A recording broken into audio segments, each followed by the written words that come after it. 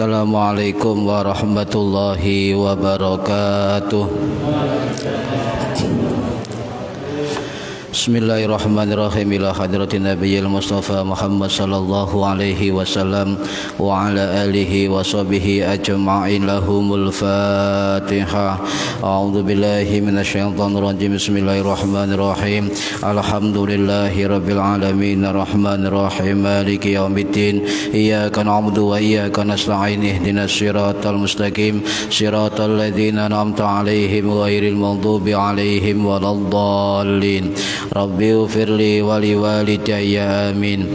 Hadiyatan minna ila arwahi masyayikhina wali mu'allimina wali murabbi ruhina wali man ajazana wali mursyidina wali ulamaina wali muassis nahdlatil ulama ajma'in wali auladis ati wali songo ajma'in, khususan ila sultanil awliya syahadul qadir al-jilani radhiyallahu an, wa khususan ila ruhi musannif kitab takrib al-qadhi Abi Suja Ahmad bin Husain al-Isfahani asy-Syafi'i wa usulihim wa furu'ihim wa aswajihim wa duriyatihim wa ahli silsilatihim wa muridihim wa muhibbihim wa jam'iyyatihim radhiyallahu anhum syaulillahi lana wa lahumul Fatihah. A'udzu billahi minasyaitonir rajim. Bismillahirrahmanirrahim. Alhamdulillahi rabbil alamin arrahmanir rahim maliki yaumiddin. Iyyaka na'budu wa iyyaka nasta'in. Ihdinas siratal mustaqim siratal ladzina an'amta 'alaihim ghairil maghdubi 'alaihim waladdallin. Rabbi ufirli wali walidayya amin. Thumma ila abaina wa ummahatina wa jaddatina wa jaddatina wa ila ruhi man fataha hadhil qaryah wa man aqamaha wa li jami'il muslimina wal muslimat wal mu'minina wal mu'minat al ahya'i minhum wal anwat ghafarahumullah lahumul Fatihah. A'udzu billahi minasyaitonir rajim. Bismillahirrahmanirrahim. Alhamdulillahi rabbil alamin arrahmanir rahim maliki yaumiddin. Iyyaka na'budu wa iyyaka nasta'in. Ihdinas siratal mustaqim siratal ladzina an'amta 'alaihim ghairil maghdubi 'alaihim waladdallin. Rabbi ighfirli wa li walidayya amin. Tsumma bi barakati majelis ilmu, muga-muga keluarga kita sedaya diparingi sehat wal afiat lahir batin, kathah lan barokah rezekine, selamat dunya akhirat, lan boten wonten alangan kanggo menapa-menapa bi idznillah wa ridallah. Al-Fatihah. A'udzu billahi minasyaitonir rajim. Bismillahirrahmanirrahim. Alhamdulillahi rabbil alamin arrahmanir rahim maliki yaumiddin. Iyyaka na'budu wa iyyaka nasta'in. Ihdinas siratal mustaqim siratal ladzina an'amta 'alaihim ghairil maghdubi 'alaihim waladdallin. Rabbi ighfirli wa li walidayya amin. Bismillahirrahmanirrahim. Alhamdulillahi rabbil alamin. Allahumma salli wa sallim ala sayyidina Muhammadin wa ala alihi wa sahbihi ajma'in. Wa la hawla wa la quwwata illa billahil aliyyil azim. Amma ba'du. Ingkang kula hormati para bapak, para ibu jamaah pengajian rutin kitab takrib, mudah-mudahan yang hadir dan yang mendengarkan mendapatkan barokah, manfaat, maslahah wa ni'mata wa salamah wa sa'adah wa syafa'ah fid dini wa dunya wal akhirah.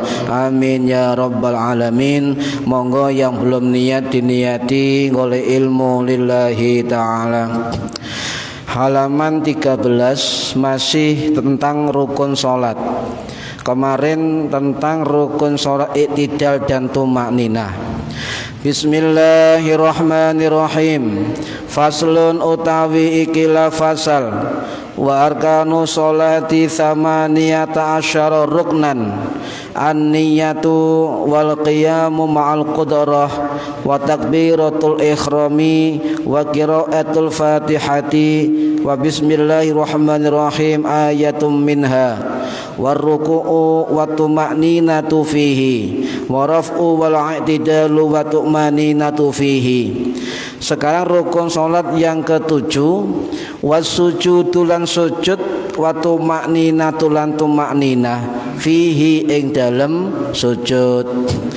Para hadirin rahimakumullah, sujud niku tiap rakaat wonten pinten? Sujud pinten rakaat? Tiap rakaat ada berapa sujud? 2. Ya. Satu hari berapa salat? 5. Berapa rakaat? 17. Sujudnya wonten pinten? 3-4. Niku satu hari untuk sholat wajib, belum sholat sunnah sampean. Ya, durung sujud jungkep sampean. Ini dihitung. Coba sampean sholat mulai cilik sampai gede dihitung pirang sujud sampean ngadep Gusti Allah. Sebab terus Gus Bahak betul, orang-orang tasawuf itu pernah mengatakan kenangan yang terindah menghadap Allah di dalam sholat adalah sujud kita kepada Allah Subhanahu wa ta'ala. Sekali-kali kita di malam yang sunyi dan sepi, sekali-kali kita persembahkan sujud yang lama kepada Allah, pasrah kepada Allah. Mengapa begitu? Nanti saya terangkan filosofi sujud menurut Ali bin Abi Thalib. Nah, para hadirin rahimakumullah, sujud niku napa? Sujud niku lek santri ngarani masdar dari kata sajadah yasjudu nggih. Sing tahu tasrifan semerep nggih. Semerep tasrifan. Tahu tasrifan, Pak? Perubahan arti kata. Nah, perubahan kata niku tasrifan. Nah, sujud niku lek ditasrif ngeten, sajada yasjudu sujudan wa masjadan fahuwa sajidun wa dzaka masjudun. Terus usjud la tasjud masjidun masjadun. Lah santri, nggih. Waduh, tidak hanya hafal tekstual tapi juga ngerti makna arti katanya. Nah, para hadirin rahimakumullah, sujud niki istimewa, Pak. Sebab salah satu kata-kata di dalam sholat yang disebut banyak dan Al-Quran niku sujud. Niku ada kurang lebih 90 kali kata sujud dalam Al-Quran. Di dalam 79 ayat, di dalam 32 surat. Niku sujud mawon, belum lainnya. Berarti perhatian Allah tersujud niki luar biasa, kan? Luar biasa. Nah, sampeyan ngeten, kenapa orang kok di dalam sholat ada rukuk, ada i'tidal, ada sujud? Dan kenapa orang sebelum sujud kok di tengah-tengah dengan i'tidal? Niki ten fikih ndak ada. Sing ada ten tasawuf. Niki. Jadi sampe belajar ngeten Tuh, enggak ada dalam syariat. Iya, memang ada dalam tasawuf. Napa sujud niku ngeten? Rukuk, Pak. Rukuk itu adalah suatu perbuatan yang paling rendah dari tubuh kita. Sujud rukuk ngeten. Kepala kita adalah yang semula di atas kemudian menjurus ke seimbang. Itu rukuk. Simbol pengakuan terhadap kebesaran di luar diri kita. Ya, dan juga keseimbangan antara hubungan dengan Allah, hubungan dengan manusia. Itu rukuk. Ya. Nah, makanya kita perlu merukukkan diri kita sendiri, merukukkan pikiran kita, merukukkan jiwa kita, merukukkan hati kita, merukukkan badan kita dan sebagainya. Makanya senang kali jogo niku ajarane salat daim. Nanti keribireng ya, nanti bireng. Salat daim. Artinya apa? Manifestasi sholat yang ritual tadi itu diimplementasikan di luar sholat. Niku sunan kali jogo. Niki para hadirin rahimakumullah. Rukuk niku di dalam dunia tasawuf ngeten. Rukuk itu adalah wujud dari tata krama dan keadaban seorang hamba kepada Tuhan. Tata krama dan keadaban. Sujud niku wujud dari keakraban dan kedekatan hamba dengan Tuhannya. Saya ulangi, rukuk itu adalah wujud tata krama dan keadaban seorang hamba kepada Tuhannya. Sedangkan sujud adalah wujud kedekatan dan keakraban seorang hamba dengan Tuhannya. Ini.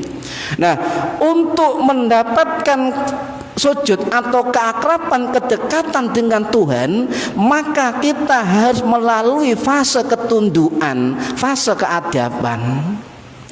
Kalau kita ingin dekat dengan Allah, maka lewati fase ketundukan, tunduk kepada Allah. Apa perintah Gusti Allah. Ngeten. Kalau kita ingin dekat dengan Allah, maka jangan tinggalkan syariat. Ngoten, Mbak. Tetap kita melalui fase ketundukan, tunduk dumateng Gusti Allah.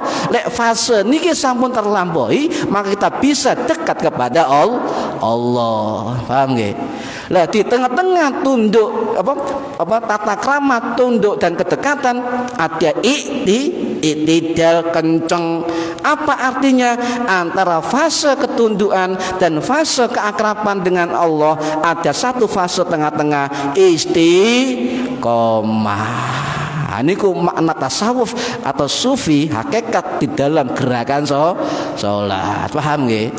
Lek panjenengan kepengin tidak Gusti Allah, kepengin akrab kali Gusti Allah dalam sujud niku, mboten malih.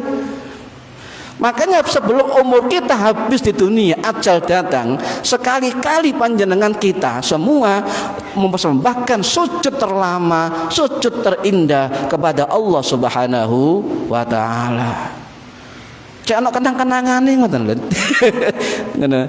Niki para hadirin rahimakumullah. Nah, kemudian saking filosofinya gerakan sholat, pernah salah seorang murid dari sahabat Ibnu Umar yang bernama Imam Rabi' bin Haytham rahimahullah yang wafat di Kufah, tahunnya saya nggak tahu. Itu setiap sholat malam beliau rukuk saja itu 2 jam.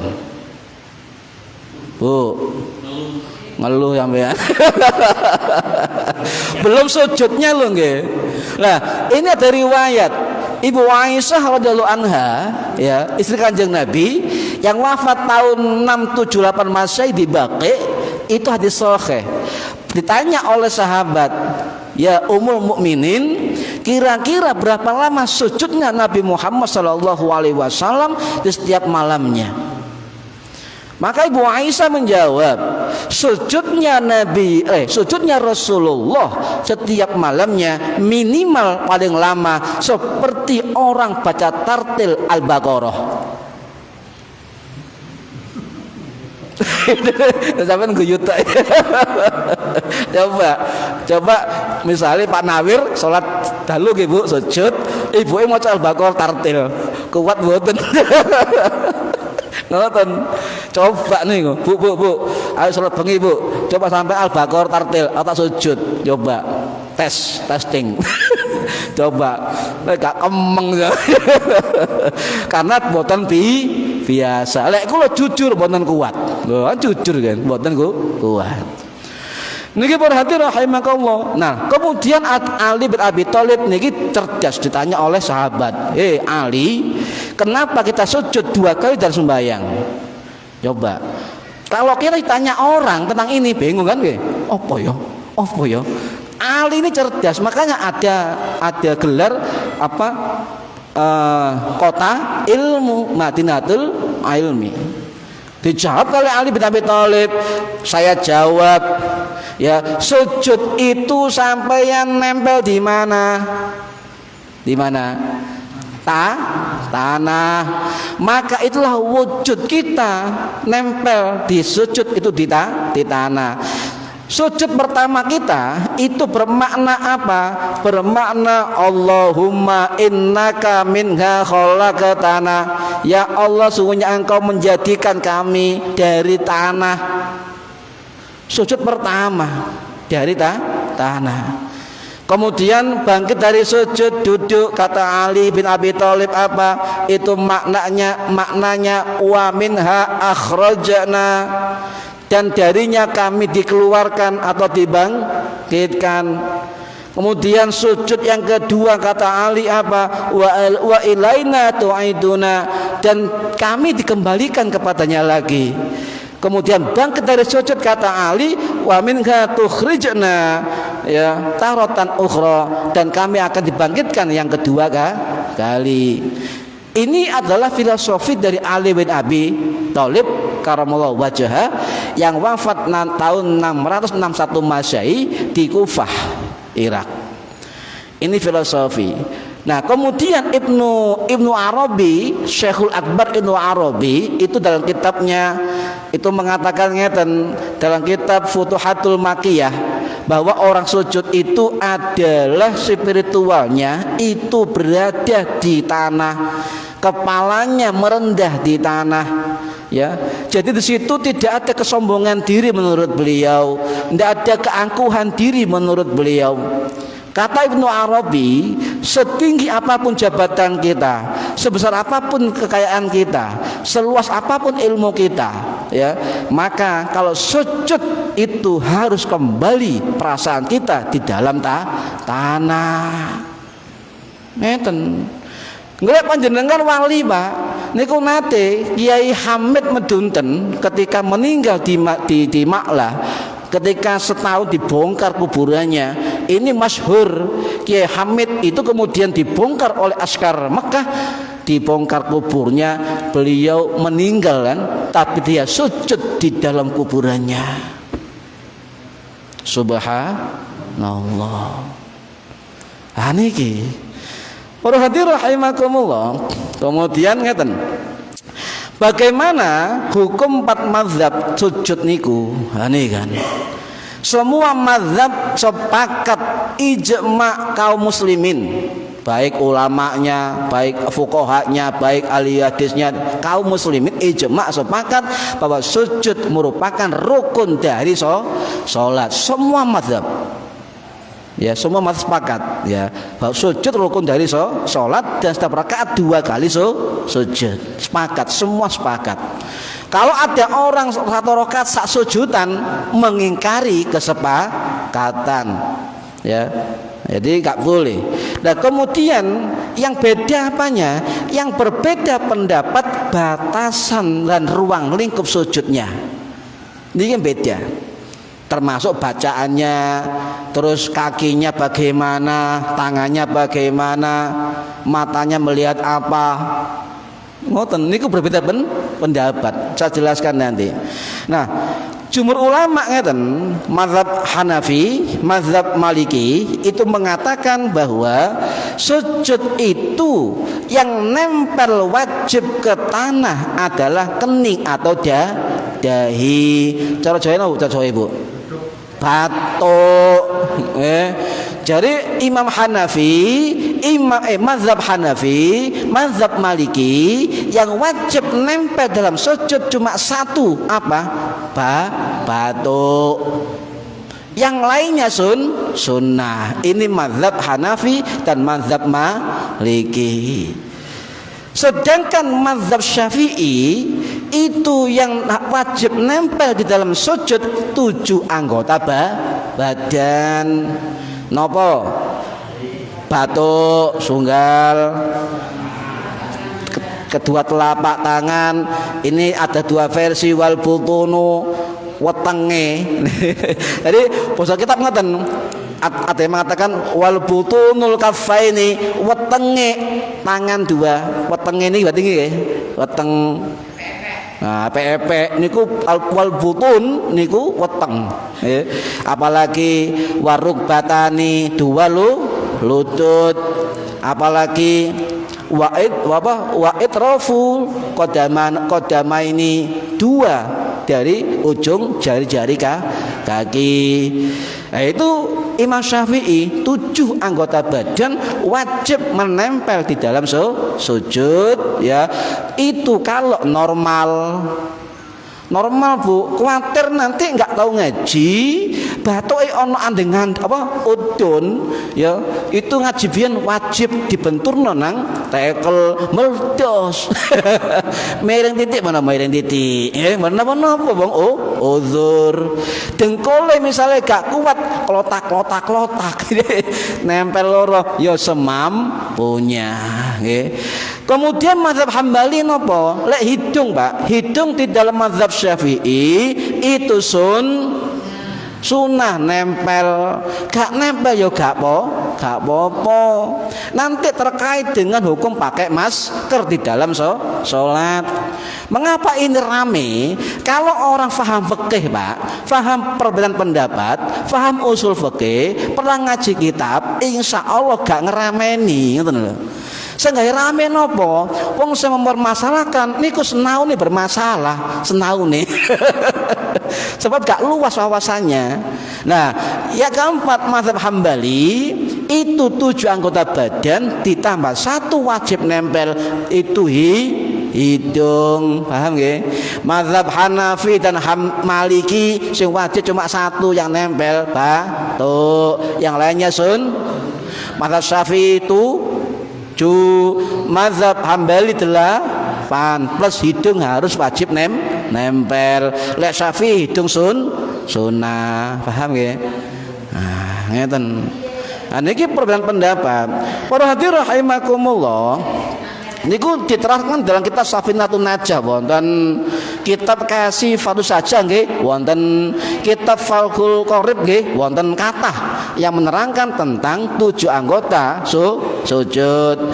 Cuma kalau ada ulama kita yang mengatakan bahwa saya mengambil pendapat jidat yang wajib lainnya sunnah di dalam ulama Syafi'i, apakah ada? Wonten ada 1 ulama besar Syafi'i abad 12 yang bernama Imam Ar-Rafi'i Asy-Syafi'i yang wafat tahun 1226 Masehi, itu mengatakan wajib yang nempel cuma 1 batu. Mazhab Syafi'i juga, tetapi jumhur ulama Syafi'i mengatakan yang wajib nempel 7 anggota sujud, paham ya? Gak rame ngoten nggih. Oh, iki batuk iki wajib iki tok. Oh, berarti mengambil pendapat Imam Ar-Rafi'i padha Syafi'i ini ngoten nggih. Makanya kiai-kiai kita itu enggak tahu rame, Pak, perkara perbedaan pendapat. Alim-alim ngoten lho. Wis ngerti ngoten lho. Nah, niki, para hadirin rahimakumullah, kemudian menurut Imam Nawawi Asy-Syafi'i yang wafat tahun 1277 Masehi di Suriah, dalam kitab Al-Majmu' Syarhul Muhadzab beliau mengatakan menempel hidung di dalam ashabuna, sahabat-sahabat kami, maksud ulama Syafi'i, itu hukumnya sunnah. Gak nempel gak nempel oleh pahala, ngoten mawon kan. Nah, terutama orang yang pesek, betul. untung gak wajib nempel irung. Umpama sing pesek melok wajib nempel irung susah makene kok. Ana hikmah ngono lho. Sing enak sing mancung-mancung nih. Nah niki napa kok ngoten? Sebab ngeten, mengapa hidung menjadi perbedaan pendapat antara Hambali dan Syafi'i? Ya, hadis ada yang mengatakan Ibnu Abbas, umirtu ya an asjuda ala sab'ati a'dhumin, saya diperintah untuk sujud dengan 7 anggota. Apa? Alal jabhati, batuk, wa asyarat biyadihi, ya, apa Nabi menunjuk isyarah ke ala anfihi, kepada hidung, nunjuk saja, tidak mengatakan. Ya, kemudian walyadaini 2 tangan, warukbataini 2 dengkul, dan watharofil qadama, ini ujung-ujung jari kaki. Tadi apa? Beda kan? Sekarang wa'atrof, ujung-ujungnya. Ya. Nah, kemudian dari mazhab Syafi'i itu memahami hadis ini ngeten. Imam Nawawi contoh itu mengatakan dari hadis itu menempel hidung tidak wajib sebab Nabi hanya isyarah wa asyarati biyadihi min ala anfihi, ya, kepada menunjuk kepada hidung. Tidak ada disebutkan mutlak kata-kata Nabi batuk hidung, enggak, hanya isyarah. Hadis sahih ini kan. Nah, kemudian dari situ kata Imam Nawawi, hidung itu namanya ziyadah syiqah, tambahan yang dipercaya oleh ulama-ulama ahli hadis, sehingga ulama Syafi'i menurut Imam Nawawi menyimpulkan hadis ini bahwa nempel hidung hukumnya sunnah. Mazhab Hambali beda, hadis ini jelas menunjuk hidung isyarah itu wajib, ngoten Mbak. Jadi ini sudah perbedaan memahami sebuah hadis. Kita jangan ikut memahami hadis perbedaan pendapat, jangan manut mawon. Kita ini tingkatan muqallid melok ngoten, taklid muqallid, kita melok ae mawon kan ngiten. Ya, niki perhati rahimakumullah. Kemudian ya sujud itu bertumpu di sini, ya, 7 anggota cuma bertumpu di sini, ya. Dan kemudian kalau hidung sunnah, bagaimana sholat pakai masker, ya. Kalau tidak ada uzur, sama sekali nggak ada uzur, jenengan maskeran niku sah sholatnya, ya, cuma hukumnya makruh. Tetapi kalau ada uzur syar'i terkait hifdzun nafsi, menjaga jiwa dan nyawa karena sesuatu hal, maka bisa mubah, boleh, bahkan wajib. Oh, ini fikih Mbak. Nggih, fikih. Nyun sewu, Pak Islam pilek misalnya kan, pilek ya. Terus maskeran, enggak ada pandemi, maskeran. Coba wong pasti yang ini sembahyang maskeran. Oh, ya. Nah, padahal fikih mengatakan dalam mazhab Syafi'i gak ono uzur itu hukumnya makruh, apalagi pilek, biar tidak menyebar virus kepilekannya.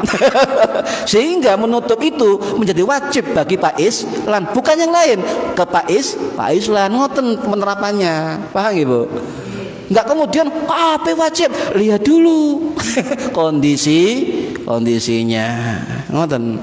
Nah, jadi menutup hidung itu kalau nggak ada uzur makruh. Ini pendapat dari Imam Nawawi yang mengatakan ini ijma dari ulama mazhab Syafi'i, tanpa uzur makruh, tapi sah sholatnya. Apalagi ada uzur syar'i terkait dengan keselamatan jiwa, bisa mubah atau boleh bahkan naik ke wajib.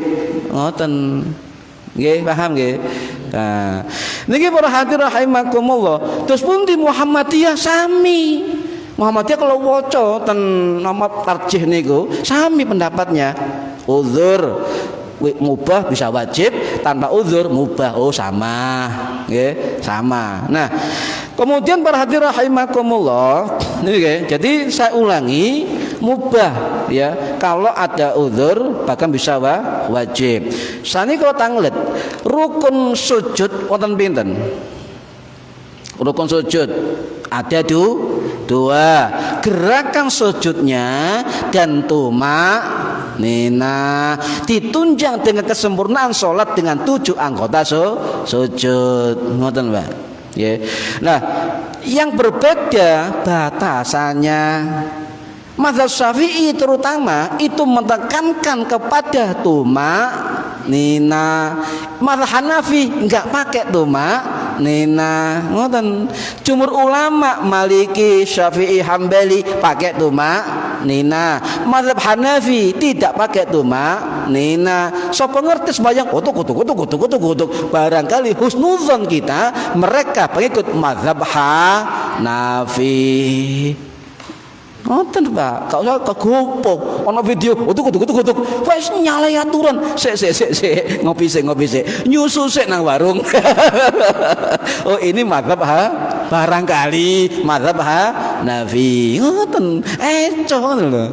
Nggih. Nah, kemudian ngeten untuk tumaknina kalau baleni mazhab Hanafi bukan rukun tumaknina tetapi wajib, beda karena di dalam Hanafi beda antara rukun dengan wajib. Kalau mazhab Hanafi tidak tumaknina itu sah sholatnya tapi berdosa. Mazhab Hanafi. Lek Syafi'i, Maliki, Hambali gak tumaknina sholat batal. Ngoten mawon, nggih, tapi tidak berdosa. Nah, kemudian ngeten para hadirin sing penting napa? Ketika orang dari i'tidal menuju sujud, ini yang penting ya. Iku tangan dulu apa lutut dulu? Nah, apa ndak sisik? Jungkel iku ya, enggak sujud. Yo, tangan dulu atau sujud dulu? Ayo. Nah, nanti saya jelaskan sama-sama ngaji ini kan. Nah, yang sunnah tetap turun, pasti nggak mau sujud ya, masuk ngayang. Turun, yang sunnah itu takbir intikal Pak Bu. Allahu Akbar, takbir intikal, takbir yang menunjukkan perpindahan gerakan sholat, tetapi tidak sunnah mengangkat tangan. Ini Syafi'i. Ya, Allah gak pakai angkat tangan tapi takbir ya. Yang kedua, tangan dulu atau lutut dulu, tergantung kita mazhabnya apa. Tidak kalah-kalahan, enggak salah-salahan, enggak beneran. Nah, kita oncai sekarang. Kalau jumhur ulama baik mazhab Syafi'i, mazhab Syafi'i, mazhab Hanafi, mazhab Hambali itu ya jumhur ya bagian besar itu lutut dulu, bukan wajib, dianjurkan, diutamakan. Okay. Kalau mazhab Maliki diutamakan tangan dulu. Apa salah? Tidak salah. Dua-duanya sahih hadisnya Pak. Sama hadisnya. Sing lutut dulu itu hadis riwayat Wa'il bin Hujrin radhiyallahu an ya. Yang tangan dulu itu riwayat Abu Hurairah, sama-sama hadis sahih lho. Tinggal kita manut ulama sing ngerti hadis. Ngoten paham ya? Nah niki. Lah, kalau dua-duanya sama-sama boleh, maka tergantung panjenengan milih sing pun ndi. Lek sakniki mboten masalah milih, Pak. Dengkule klotakan apa enggak ngoten mawon. Nggih lah. Wong ngatai mudun sik. Nggih. Wajib batuk. Kalau terhalang rambut satu atau dua bagaimana? Syafi'i batal Pak. Batal. Dia terbuka. Batuk itu gini, kata ngeten, guru saya ngeten. Ini yang ngomong Yerifai Darul Ulum waktu ngaji Fathul Qorib loh. Ini batas batuk. Nah, struktur batuk nggak sama kan Pak orang kan? Ada yang lonjong, ada yang ceper, cembung, pokoknya nggak bolong, nempel, tek ngeten. Nggak harus semua, karena beda orang batuknya, nempel. Ini wajib. Harus terbuka. Imam Nawawi dalam kitab Al-Majmu' beliau mengatakan bahwa kening, batuk, dahi harus terbuka. Tertutup suatu batuk ini batal. Walaupun satu helai rambut batal. Iya, Syafi'i. Makanya mengapa pakai kopiah? Menghindari ada ketertutupan batuk, kecuali ya begini ya, sampai yang tidak tahu. Lho nggih lho, kata rambut kan cuwili ya. Wis nang ngoco. Oh wis resik. Ya mesti. Moro-moro mlaku teko omah rene ketempelan rambuté wong, blok. Nempel. Gak ngerti kan sujud. Mulai ngocoh mana lho, rambutnya sapa iki. Duh, ya apa salatku sah Pak, sah karena tidak tahu. Ngoten. Fikih niku ngoten Pak, fleksibel asline niku. Nah, kemudian apa para hadirin, lutut dulu apa dengkul dulu, lutut dulu apa tangan dulu, ya. Nah, mazhab Syafi'i jumhur ulama menganjurkan, hati-hati ya, menganjurkan lutut dulu. Cuma sekarang ini bukan masalah hukum lutut gak lutut, dengkule kelotakan kok gak ngoten. Kata-kata lutut dhisik ada. Berarti sampai yang tangan dulu ngoten. Ojo dipaksa lutut dulu, untung kula kelotakan, nggih. Lah mana yang nyaman ngoten mawon, sebab dua-duanya diperbolehkan. Cuma mazhab Syafi'i menganjurkan keutamaannya adalah lutut dulu. Sing biasa tangan sik lanjutkan enggak apa-apa, Pak, ya. Yang dengkul sik yo enggak apa-apa lanjutkan, sing enggak oleh ndase dhisik. Nyungsep itu jenenge gak sujud. Niki para hadirin rahimakumullah. Nah, itu sampun nggih. Sekarang itu sunnahnya dalam sujud merenggangkan tangan. Satu, merenggangkan ini apa? Sikut direnggangkan dari lambung. Yang kedua, ini rapat biasa, rapat gak kenceng, rapat biasa, dan jari-jari menghadap kiblat, nempel. Kalau ada orang misalnya sholat ngeten, nanti harum ya, niki nempel lemah ngeten, terus pun dihukumi sah Pak, sah, sebab merenggangkan siku, mengangkat tangan itu sunnah. Lek ana wong kok ngeten sujude kaya sujude asu. Terus gimana hukum salatnya? Fikih mengatakan sah, tetapi mazhab Syafi'i hukumnya makruh. Paham nggih? Nah, ini harus pahami. Makanya saya katakan, kalau orang paham beda pendapat dalam fikih, insya Allah tidak ada tukaran. Ngoten, paham? Oh, gak apa-apa, makruh. Ngoten. Tapi aja coba, Pak. Mentang mari ngaji coba ngene. Loh, Pak Tasor kok ngono? Mari ngaji gak apa-apa sah. Ya mboten tangsal. Dipraktekno. Nah, iku masalah ngeten nggih. Kemudian merenggangkan niku juga sunnah. Ngeten sunnah. Lek ngeten wis pundi adengen nggih? Ngeten. Lek wong wedok ngeten nggih. Ya, terus niki dirapatno. Tapi orang laki-laki ngeten silakan. Ya, sing penting niki nempel. Sing gak oleh ngene mesti ngene. Iki nyeker, Pak. Gak sujud. Iki gak boleh, ya. Sing penting iki nempel, mbuh ngene terserah. Cuma dianjurkan kesunahan dalam mazhab Syafi'i adalah mengangkat tangan dan merenggangkan siku dari lambung. Kemudian sebagai ulama Syafi'i, bagaimana batas tangan? Batas tangan sekiranya itu sama dengan pundak. Anjuran saja, tidak ada kata wajib. Lek ngaten terus pundi? ngomong kangkang. Ada hadis mengatakan sampai ketiak Rasulullah terlihat putih, mentang-mentang ngono momor jaman ngene. Ya ojo Pak, ambu kelek sampean. Ya biasa-biasa saja, kecuali panjenengan salat ijen sakarep sampean masya ngene sementing nempel ya sakarep sampean kok ijen ya. Nah niki kemudian yang lain apa, yang lain kalau misalnya nginen apa tumit sampean nate semerep wong tumit ditempel ngeten tempel ngene tumite ada yang renggang begini ya. Gimana hukumnya? Itu sunnah.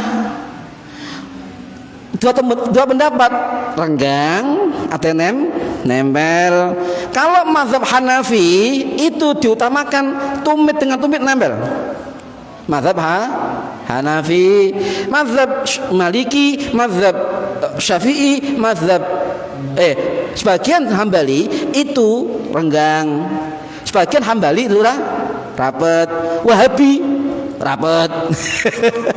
Ngoten. Nah, Syafi'i terus pundi? Syafi'i itu diterangkan oleh Imam Nawawi diutamakan lho malih diutamakan wa yustahabbu disenangi diutamakan dianjurkan nopo kedua tumit tidak rapat. Bagaimana ukurannya?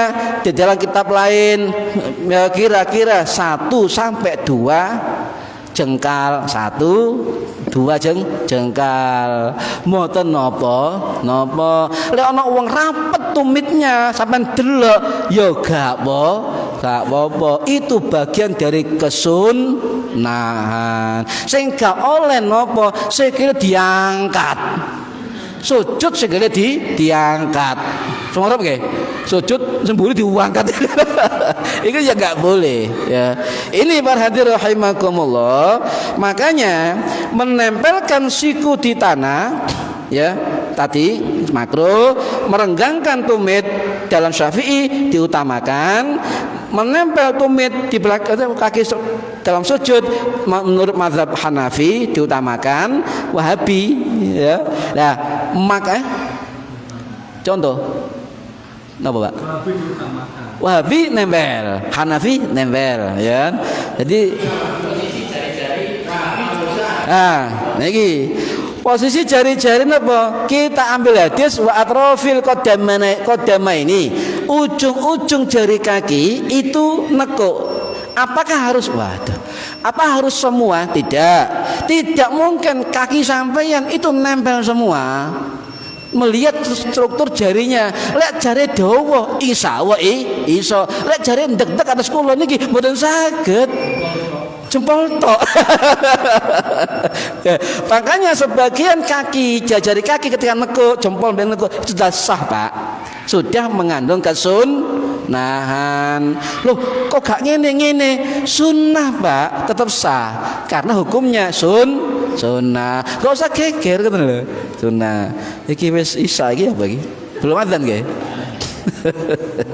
Jadi jari-jari kaki sebagian nempel, entah 1 atau 2 driji sampean nempel, lainnya tidak nempel, itu sah. Ya, sah. Ngaten. Gak mungkin Pak sujud kemudian kabeh nempel wangel nih Pak. Ya 2 jari sah. Ya salat nempel. Niki para hadirin rahimakumullah. Nah, kemudian dianjurkan juga oleh Imam Syafi'i apa? Jari-jari tangan menghadap kiblat, jari-jari nempel itu jarinya rapet, ya itu sunnah. Saya mau menjelaskan tentang baca wa bihamdih ya. Sebab bacaan Nabi Hamdi amalan kita Syafi'i dan NU itu dibid'ahkan. Subhana rabbiyal a'la wa bihamdi. Wa bihamdi itu dhaif, hadis mungkar. Saya jelaskan, bukan mungkar, bukan dhaif. Ada hadis yang lain. Kita sambung pada Selasa yang akan datang. Mudah-mudahan manfaat di dini wa dunya wal akhirah. Al-Fatihah. A'udzu billahi bismillahirrahmanirrahim. Maliki yaumiddin. Shiratal ladzina an'amta 'alaihim ghairil maghdubi 'alaihim waladdallin. A'udzu billahi minasy syaithanir rajim. Bismillahirrahmanirrahim. Shalli wa sallim wa walhamdulillahi rabbil alamin. Allahumma alimna ilmal Qur'an wa alimna ilma la ilaha illallah wa alimna min ladunka ilman nasiru bihi kamil mahyatil amat. Wa sallallahu ala sayyidina Muhammad walhamdulillahi rabbil alamin. Wallahu a'lam bishawab. Assalamualaikum warahmatullahi wabarakatuh.